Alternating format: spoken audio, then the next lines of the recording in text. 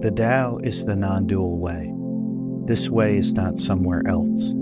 It's not in another dimension behind or above the world, nor is it in some void or blank space that lies outside or prior to the world. Rather, the Tao is always right before you. It is found in the world of your everyday experience. When your experience is free of both self and other, you can see the world as it actually is and experience the Tao.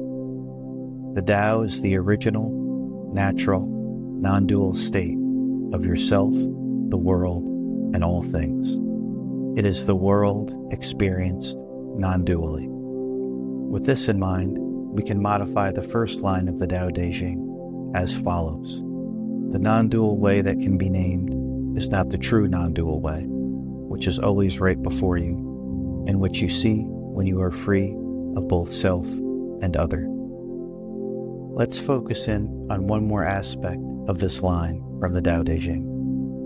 Named refers to names as well as words and language more broadly. To name something is to put it into a word or language. In this context, naming turns that which can't be objectified into an object. In other words, it makes the non-dual dual. Since the Tao is non-dual, naming it would seem to misrepresent it as a dualistic object and turn it into something it is not. So keeping this in mind, we can modify the first line of the Dao De Jing once more.